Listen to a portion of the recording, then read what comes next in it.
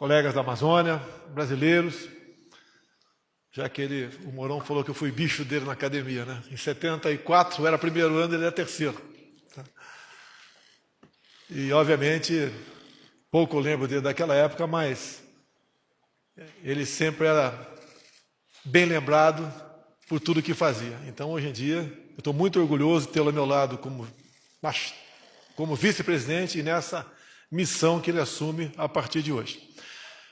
Mas, como eu estou um pouquinho velho, eu quero fazer uma lembrança aqui de uma coisa que aconteceu comigo em 1992.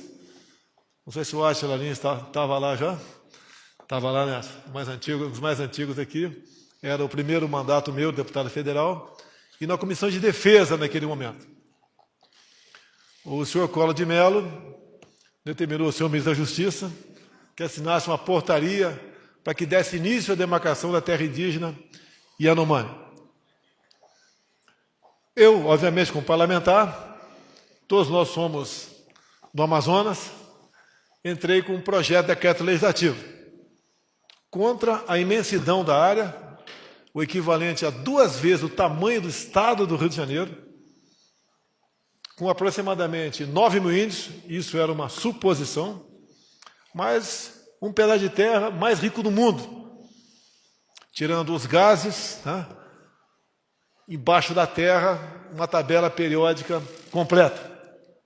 Até coisa que desconhecíamos naquela época. Obviamente, a região amazônica tão rica, não só em biodiversidade, riquezas minerais, espaços vazios, gás, petróleo, água potável, desperta a confiança do mundo, obviamente. E eu ouso dizer que, naquele momento, eu até ganhei um elogio do jornal Globo. Eu acho que foi o último elogio que eu tive no Globo na minha vida. Um editorial em negrito, né, concordando com as minhas teses de que era muita terra para pouco índio, e levando-se em conta, obviamente, a riqueza existente naquela área. Bem, o governo, obviamente, semanas depois, o general Heleno fez com que sua cavalaria descesse ao parlamento e eu fui flagrosamente derrotado na Comissão de Defesa Nacional. E também ouso dizer que talvez essa nossa preocupação fez com que fosse deflagrada uma verdadeira indústria das demarcações de terras indígenas. Hoje temos o estado de Roraima praticamente tomado, grande parte da Amazônia. Existe no Brasil todo. Deixo bem claro que ninguém é contra dar devida proteção e terra aos nossos irmãos índios. Mas da forma como foi feita, e hoje em dia reflete 14% do território nacional demarcado como terra indígena, é um tanto quanto abusivo. Sem levar em conta, levando-se em conta, em especial também, vemos o estado de Mato Grosso. Para você escoar a produção de determinadas áreas, estradas têm que fazer zigue-zague, caso contrário, porque não pode passar por cima de reservas indígenas. Bem, em boa hora, chegou o nosso almirante Bento, do Ministério das Minas e Energia, e apresentou um projeto, de modo que vai depender do parlamento, temos aqui deputados e senadores, de modo que os nossos irmãos índios, se assim o desejarem, eles poderão fazer em sua terra tudo aquilo que o seu colega branco, fazendeiro, faz ali do lado. É a maneira que nós temos de começar a resgatar isso que parecia que estava perdido.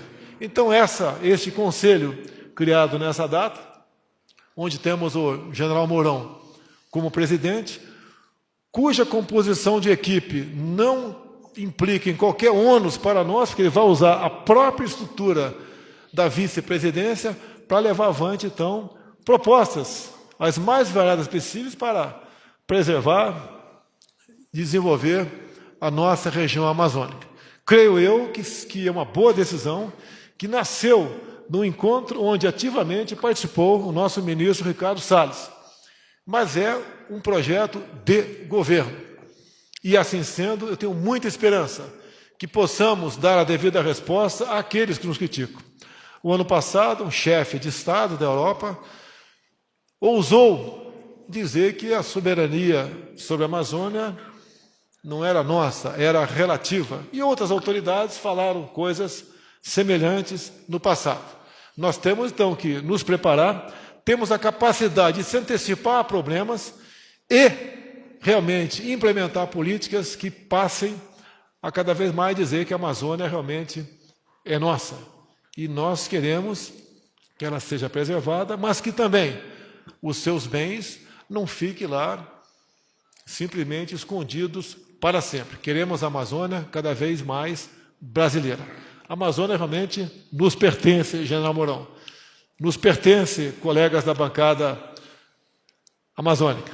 E somente se interessando por ela e apertando políticas que realmente possam mostrar que ela é nossa, que nós somos responsáveis pela sua soberania, é que nós vamos reverter, se Deus quiser, aquilo que grande parte da mídia interna e externa fez contra esse pedaço de terra mais rico, não só do Brasil, bem como do mundo. Então, prezado General Mourão, meu colega mais antigo de Academia Militar das Agulhas Negras, boa sorte, felicidades, e todos nós sabemos que Vossa Excelência tem competência mais do que suficiente para que este Conselho atinja o objetivo que é o interesse de todos nós. Muito obrigado a todos.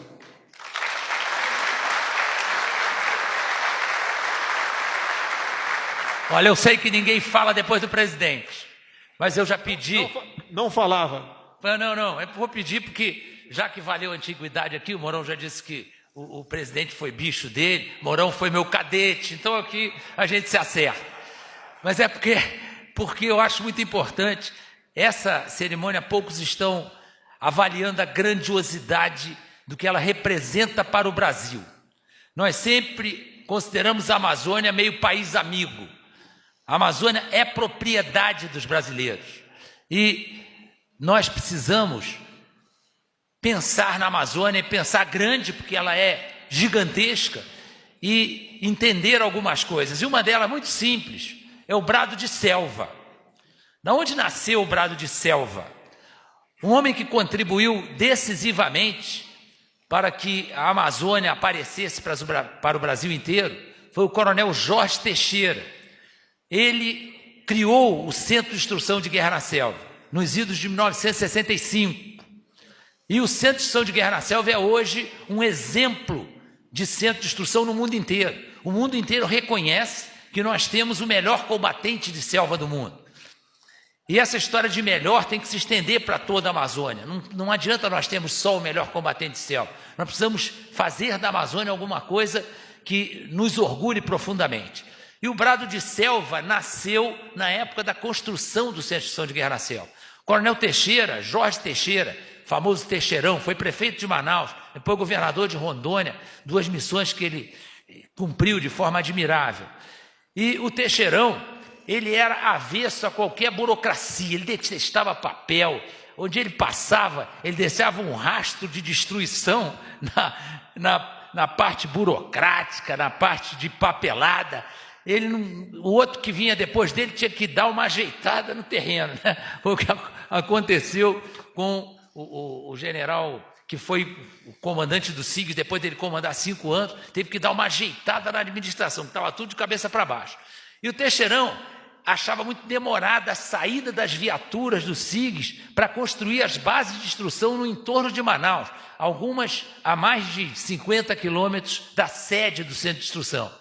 Então ele adotou o seguinte: as viaturas que eram do centro de instrução, quando passassem pelo corpo da guarda, não precisava anotar o número da viatura, quilometragem, quantos litros de gasolina, bastava falar selva, tá?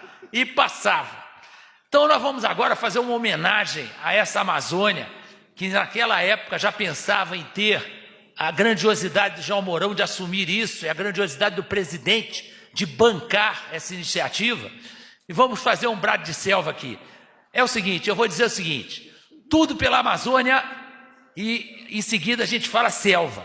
Agora tem que ser com vontade, não pode ser aquele brado de selva, né? Então, brocha. Tem que ser um brado de selva para valer, né?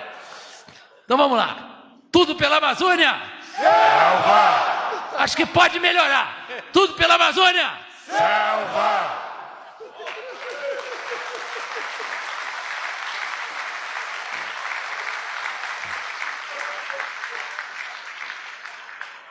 Então está encerrada esta cerimônia. Selva.